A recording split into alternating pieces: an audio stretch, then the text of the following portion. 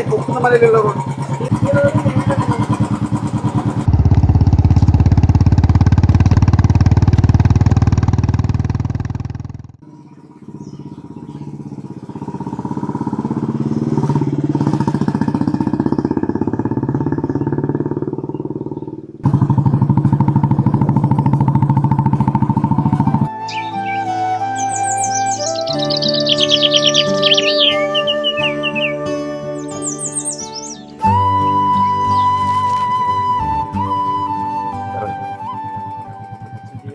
ആണല്ലേ?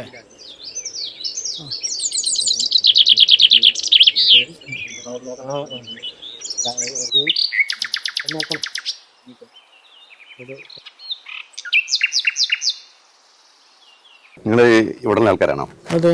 ഇവിടെ ഇവിടെ അടുത്തിടെ ഒരു തേജസിന്റെ വീട്. തേജസോ? കഴിഞ്ഞ വർഷം സ്കൂളിൽ വെച്ചൊരു വിദ്യാർത്ഥി സംഘർഷത്തിലൊരു മോൻ മരിച്ചില്ലേ, അവന്റെ വീടാ ചോദിച്ചത്. അത് നമ്മളെ രാഘവേട്ടൻ്റെ ആയിട്ടാ. അറിയാം. അറിയാലേ? ഓ, എവിടെയാ? അത് ഇവിടുന്ന് കുറച്ച് അങ്ങോട്ട് പോയത്. അല്ല, നിങ്ങൾ എവിടുന്നാ? ഞങ്ങൾ കുറച്ച് ദൂരെ നിന്നാ. നിങ്ങൾക്ക് ആർക്കെങ്കിലും ആ വീടൊന്ന് കാണിച്ചു തരാൻ പറ്റുമോ? ഞാൻ കാണിച്ചുതരാം. ഞാൻ വൈക്കാ പോകുന്നത്. ആണോ? എന്നാ സുഖേട്ടാ, വൈകിട്ടാണേ.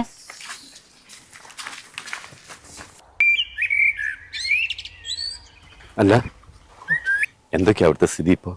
ആ സംഭവത്തിന് ശേഷേ രാഘവേട്ടൻ്റെ മനസ്സിൻ്റെ താളം തെറ്റി. ഇപ്പം പുറത്തേക്ക് ഇറങ്ങില്ല, പണിക്കും പോകല്ല. അമ്മയാണ് അന്ന് മുതൽ കിടപ്പിലാ. ഇപ്പം അവർ ജീവിക്കുന്ന തന്നെ നാട്ടുകാരി അയൽവാസികളൊക്കെ സഹായത്തിലാ.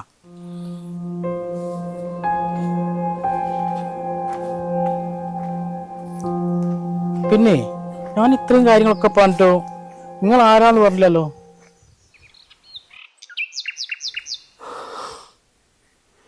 എൻ്റെ മോൻ്റെ കൈകൊണ്ടാ ആ മോൻ മരിച്ചത്. ആ കുറ്റബോധം കൊണ്ട് എനിക്ക് ജീവിക്കാൻ പറ്റുന്നില്ല. ആ കുടുംബത്തിൻ്റെ കാല് പിടിച്ച് മാപ്പ് പറയാനാ ഞാൻ എൻ്റെ മോനോട് വന്നത്.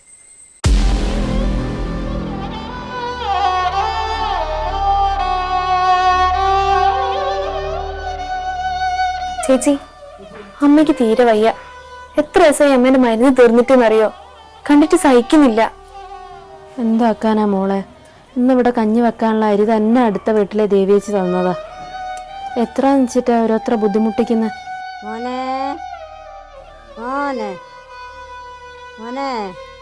ചേച്ചി, അമ്മേനെയും കൂടി നഷ്ടപ്പെട്ട നമ്മൾ എന്താ ചെയ്യാ? ദൈവം പോലും കൈവിട്ട നമ്മൾ എന്തിനാ ജീവിക്കുന്നത്? മോളെ, ഞാനൊരു കാര്യം ചോദിക്കട്ടെ? ആരെയും ബുദ്ധിമുട്ടിക്കാതെ നമുക്കങ്ങ് മരിച്ചാണാലോ? ചേച്ചി, നിവർത്തികേട് കൊണ്ടാ മോളെ. ചേച്ചീനെ ശപിക്കരുത്. ഇവിടെ ആരും ഇല്ലേ? മോളെ, എവിടെ ആരോ വന്നുണ്ട്. ഓ, മോളെ അച്ഛനവിടെ പോയി? അമ്മയ്ക്ക് തീരെ വയ്യ. അച്ഛൻ അമ്മേൻ്റെ അടുത്ത് അകത്താ ഉള്ളത്. ആണോ? ഞാൻ വിളിക്കാം.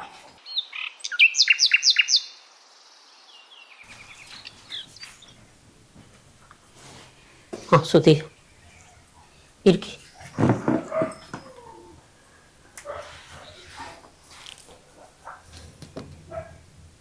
എന്താ സുധി വന്നേ? ഒരു പ്രധാനപ്പെട്ട കാര്യം പറയാണ്ടായിരുന്നു. എന്ത് കാര്യോ? ഒരു 2 ആൾ അവിടെ ഞങ്ങളെ കാത്ത് വെയിറ്റ് ചെയ്യുന്നുണ്ടായിരുന്നു. എന്നെ കാത്തോ?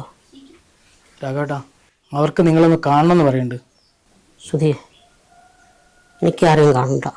അങ്ങനെ പറയില്ല രാഘവേട്ടാ, അവരിത്രയും ദൂരം വന്നതല്ലേ. ഞാനൊരു കാര്യം ചെയ്യാം, ഞാനൊന്ന് അവരെ കൂട്ടിയും കൊണ്ട് വരാം. ഒന്ന് നിങ്ങൾ സംസാരിക്കും. ഞാൻ എന്തായാലും അവരെ ഒന്നും കൂടെ വിളിക്കാം.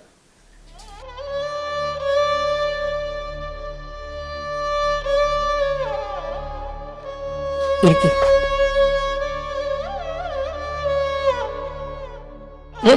എന്താ ഇരിക്കി.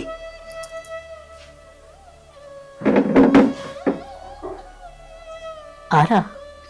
എന്നോട് ക്ഷമിക്കണം. ഞാൻ താങ്കളുടെ മകൻ്റെ മരണത്തിന് കാരണക്കായ അഭിലാഷിൻ്റെ അച്ഛനാണ്. പൊറുക്കാൻ പറ്റാത്ത തെറ്റ എൻ്റെ മോൻ നിങ്ങളുടെ മകനോട് ചെയ്തത്. ഒന്നും അതിന് പരിഹാരമാവില്ലെന്നറിയാം. എങ്കിലും ക്ഷമിച്ചു എന്നൊരു വാക്ക് നിങ്ങൾ ഞങ്ങളോട് പറയണം. എത്രയോ ദിവസങ്ങളായി ഉറങ്ങാണ്ട്. എന്ത് വേണമെങ്കിലും ഞാൻ തരാം നിങ്ങൾക്ക്. എൻ്റെ മോൻ്റെ ജീവൻ തിരിച്ചു തരാൻ പറ്റുമോ? അന്ന് നിങ്ങളുടെ മോൻ എൻ്റെ മോൻ്റെ നെഞ്ചിലടിച്ച ആ നെഞ്ചക്കൊണ്ടുള്ള ഓരോ അടിയും എൻ്റെ കുടുംബത്തിലാവെന്ന് പതിച്ച്. ഒരു കാര്യം ചോദിച്ചോട്ടെ, സഹിക്കാൻ പറ്റാത്തതുകൊണ്ട് ഞങ്ങളെ ഒന്ന് കൊന്നിടാൻ പറ്റുമോ? അവൻ്റെ അമ്മ അന്നത്തെ ആ സംഭവത്തിന് ശേഷം അവൾ ഇതുവരെ എഴുന്നേറ്റിട്ടില്ല. നമുക്ക് അവരെ കാണാം, നിങ്ങൾ അവരെ കാണണം.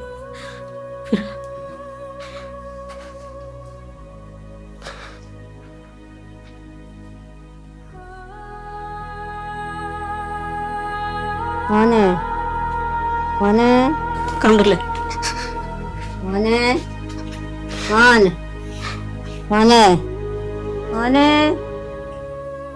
മോനെ സാറേ സാറേ ധാരാ വന്നിരിക്കുന്ന നോക്കി, നമ്മളെ കാണാനാ വന്നിരിക്കുന്നത്. ഞാൻ എന്താ ചെയ്യേണ്ടത്?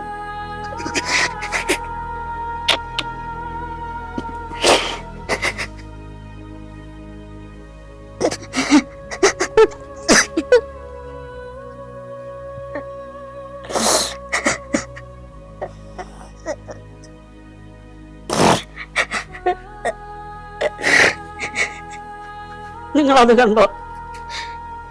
എൻ്റെ മോൻ സ്ഥിരമായിട്ട് ഊഞ്ഞാലാടിക്കൊണ്ടിരുന്ന കയറ അവന് മരണശേഷം അവൻ്റെ ഓർമ്മയ്ക്ക് വേണ്ടി നിങ്ങളതോട് സ്ഥാപിച്ച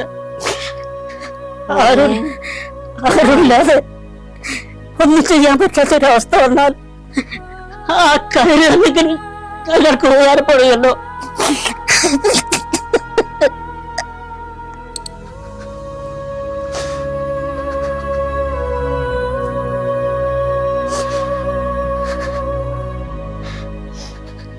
കണ്ടില്ലേ, കുടുംബത്തിന്റെ മുഴുവൻ പ്രതീക്ഷയായിരുന്നു.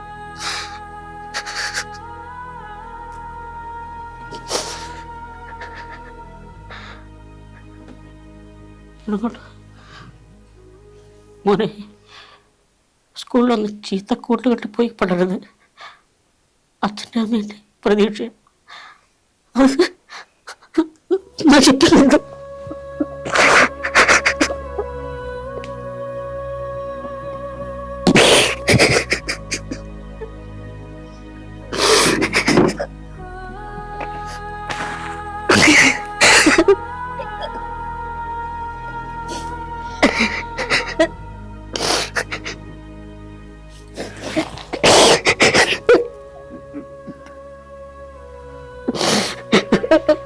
മോനെ എന്റെ മോന്റെ വെറുതെ കൊണ്ടുള്ള പൈസ എനിക്ക് വേണ്ട. ഒരു സമാധാനം ഇവിടെ നിൽക്കാൻ പറ്റില്ല.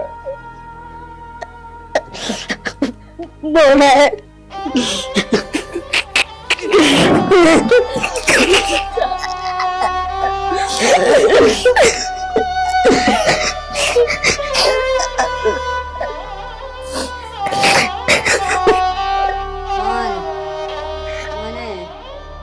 മോനെ അമ്മ വിളിക്കും.